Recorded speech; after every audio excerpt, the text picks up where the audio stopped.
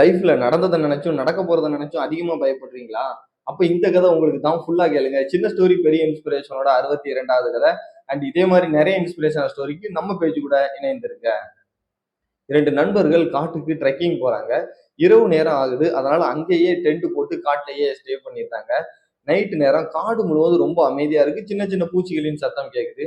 திடீர்னு ஒருவர் மட்டும் எந்திரிச்சு அந்த டென்ட்டை விட்டு வெளியே போறாரு. கையில ஒரு சின்ன டார்ச் லைட்டோட. கொஞ்சம் தூரம் போய்கிட்டு இருக்கும்போது சடனா அந்த டார்ச் லைட்டு ஆஃப் ஆயிருது.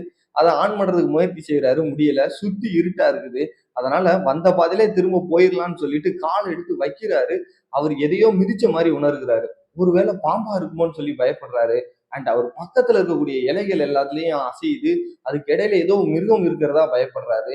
இதனால எங்கேயுமே மூவ் ஆகாம அங்கேயே நிக்கிறாரு. 1 மணி நேரம் ஆகுது, 2 மணி நேரம் ஆகுது. விடியும் வரை அங்கேயே நிக்கிறாரு. அண்ட் காலையில விடிஞ்சதுக்கு அப்புறம் தான் அவருக்கு தெரியுது, அவர் கால் எடுத்து வச்சது பாம்பு மேல கிடையாது, ஒரு மரத்துண்டின் மேல் தான். அண்ட் அவர் பக்கத்துல கேட்ட சத்தம் கூட அங்க காத்துல ஆடுற இலைகளின் சத்தம் தானே தவிர அதுக்கு இடையில எந்த அனிமலும் இல்லை அப்படின்னு. அண்ட் நம்ம லைஃப்லயும் இதே மாதிரி தான். நடக்காத விஷயத்த நடந்து விடுமோன்னு சொல்லி யோசித்து நம்ம பயப்படுறோம். அண்ட் ஆல்ரெடி நடந்த விஷயம் ஏன் நடந்ததுன்னு சொல்லி சிந்திக்கிறோம். இதுக்கு எல்லாமே காரணம் நம்மளோட ஓவர் திங்கிங் தான். நீங்க நடந்ததை நினைச்சும் நடக்க போறதை நினைச்சும் அதிகமா ஓவர் திங்க் பண்ணிக்கிட்டு இருந்தீங்க அப்படின்னா உங்களுக்குள்ள இருக்கக்கூடிய பயம் தான் அதிகமாகும்.